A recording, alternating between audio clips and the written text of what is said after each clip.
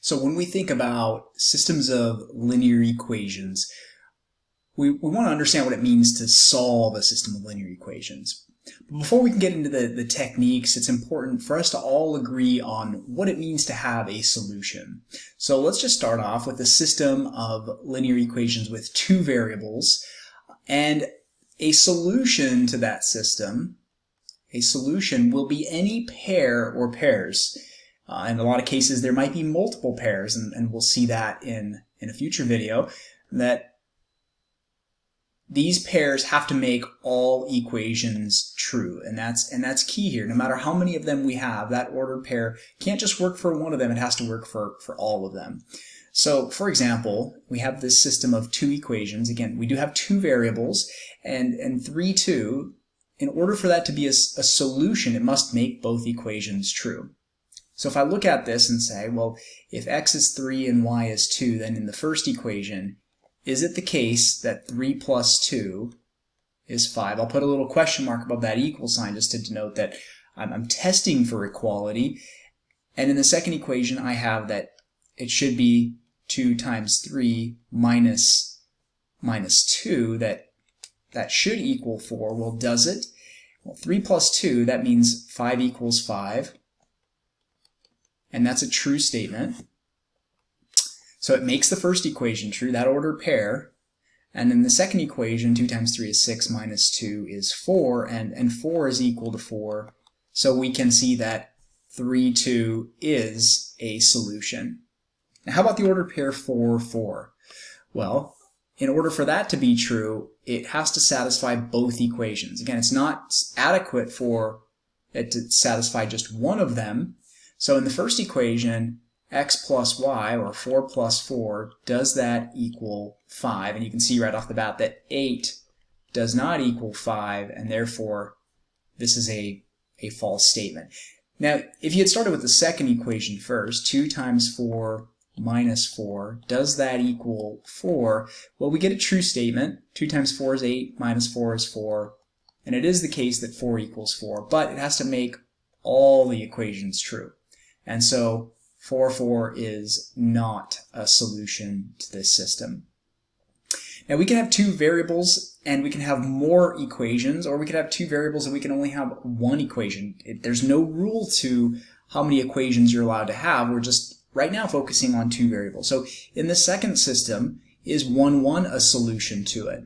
Well, again, we have to check that 1, 1 satisfies all of the equations. So in the first one, if I look at does 1 minus 1 equal 0, and does 2 times 1 equal 2 times 1, I'm going to test all of these equations. I'm going to write them down first. 4 times 1 minus 4 times 1, does that equal 0? And we see that, yeah, 1 minus 1 is 0. 0 equals 0 is a true statement. In the second equation, we have 2 times 1, which is 2, 2 times 1, which is 2, and the left side equals the right side, and therefore that's a solution as well. Now in the final equation, similar kind of idea. 4 times 1 minus 4 times 1 is 0, and 0 equals 0 is again a true statement, so 1, 1 is indeed a solution to this system. In our second case here, how about 4, 4? Well, again, I'm going to check, does 4 minus 4 equal 0, and you can agree that that's a true statement, so I'll keep on going. Does 2 times 4 equal 2 times 4? Well, yeah, because 8 equals 8 is a true statement. And in the final equation, 4 times 4 minus 4 times 4, does that equal 0? And once again, we can see pretty quickly that that does produce a true statement. And so 4, 4 is also a solution here. Now I'll give you one little insight here that maybe you've already seen before, but these are actually all the same line.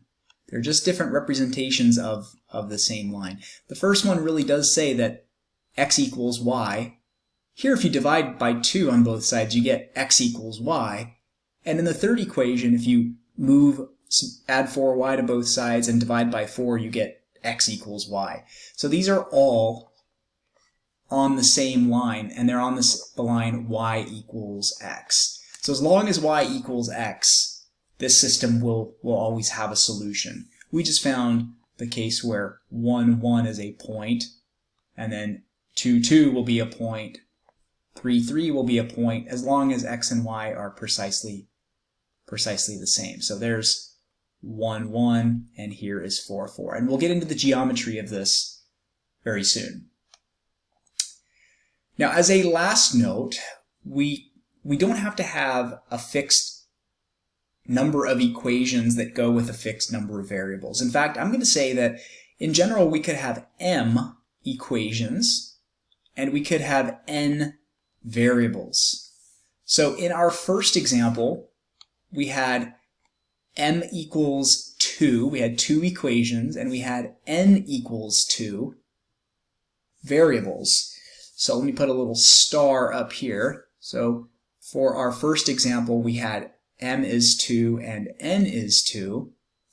And then here for our second example, just as a double star, we had m is 3 because we had 3 equations and we had 2 variables.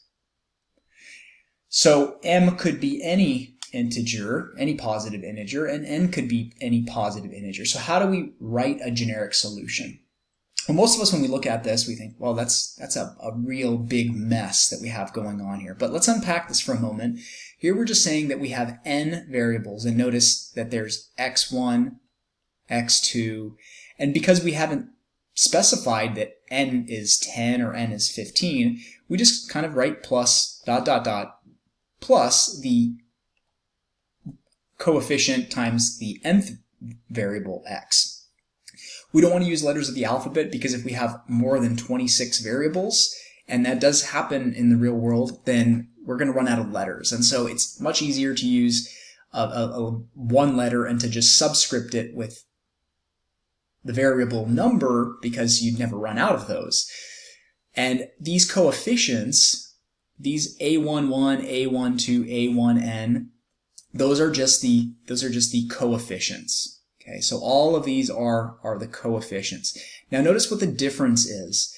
The first variable specifies the equation number. So notice that in the first row we have 1s for all of the first subscript values. That's not a11, that's actually a11, and a12, a1n. So this is just because it's equation 1. And then you can see in the second row it's equation 2, so we have a21, a22. The second subscript, in this case, notice that these are all 1s, and that just means that corresponds to variable 1. All of these have a second subscript of 2, well, that corresponds to the fact they're attached to variable 2. The only difference depends on which equation we're talking about. And since this is the nth variable, then these are going to be the nth coefficients, and each row has a different one. So down here, when we get to our last equation, this is equation m. This is equation m. Again, m could be 30 or it could be 40, so we just write this dot dot dot to say, well, just keep on going until you hit the last equation. The final piece I want to point out is right over here, these are our constants. All right, we don't need to add too many subscripts there. We just need to say that this is really just the constant for equation 1, the constant for equation 2, and so on. So we can always rewrite equations, even like in this case where, for example, 2x equals 2y, I could write that as 2x minus 2y equals 0. And if that's my first equation, I can think about this as my a11, and this as the negative 2 as my a12. Here, because we only have 2 variables, it's perfectly fine to use x and y. We're not at the risk of running out of letters there, but we could also relabel these as x1 and x2. And so to have just sort of this general understanding of how you write a generic system is really useful because we do often talk about sizes of m by n, and so we would call this type of system an m by n system. It means that there will be m equations and n variables. So how do we write a solution to that system? Well, there's a couple of ways, right? There are n variables. So if you wrote it as we can't call it an ordered pair, but we can write it an ordered n tuple. That's right, ordered n tuple, funny name for it. Then you would have to list them out like this, and you would say those values equal, and then you put in your values here. Maybe it's 1, 2, and then all the values in between, and maybe xn is equal to -1. Okay, so that would be your solution. But oftentimes it's a little bit visually more convenient to write it like this, just because having a lot of commas in there makes it hard to see which x value, for example, this or this corresponds to. So you might see it more written like 1, 2, ... -1. Now, of course, the ... dots would be replaced by the corresponding values. I'm just trying to give an example of how this might look.